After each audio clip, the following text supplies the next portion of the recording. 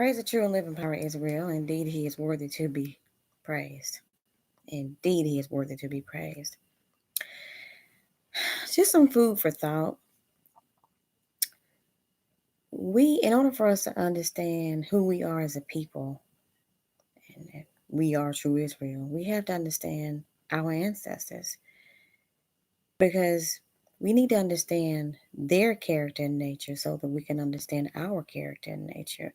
We need to know the truth about their history so that we can understand why we think the way that we think, why we do the things that we do. Um, because those key elements unlock the truth about who we are.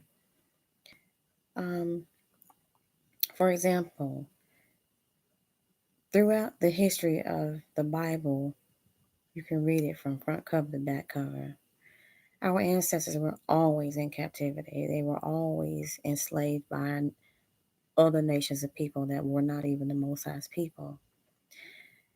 And we were told this growing up as kids. I can remember being told that our ancestors were slaves. I can remember being in school, hearing teachers talk about slavery and such.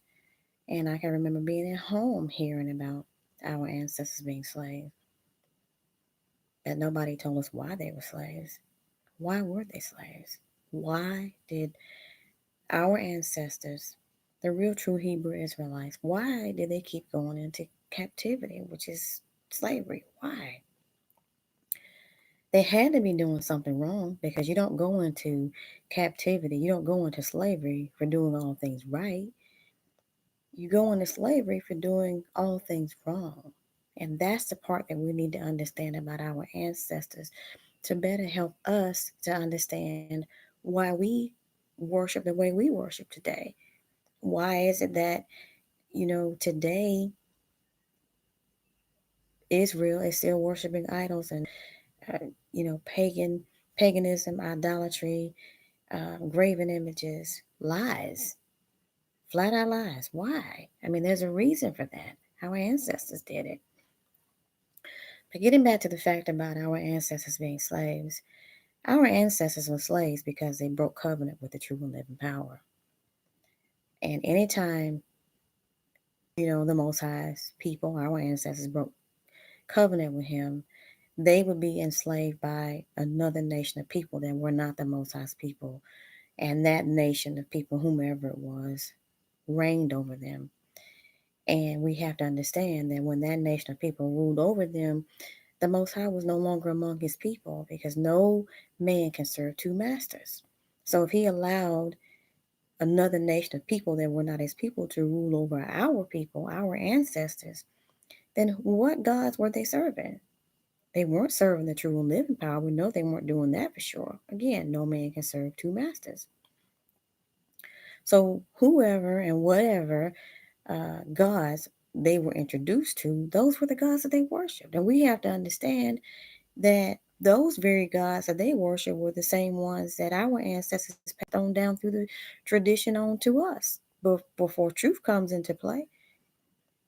And again, we have to understand because they were worshiping idols and graven images and such, the Most High was no longer among them. Our ancestors didn't want to keep the commandments, the statutes, and the judgments of the true and living power. They didn't want that. We have to understand why wouldn't they want the Most High to rule over them and be their God? I mean, we're His chosen people. Well, the Most High would blame the leaders for that. So if you go and study scripture, you can go and read about King Ahaz over in Second Kings, the 16th chapter, and you will read how he worshiped the gods of Israel.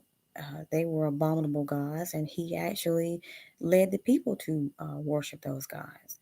And you will also, if you continue to read that and study that, you will see that King Ahaz actually broke covenant with the true and living power. And part of him breaking covenant with the true and living power, the Most High shows us the prophecies about Mary that he prophesied about over in Isaiah the 7th chapter, which had to bring that prophecy to pass over in the New Testament.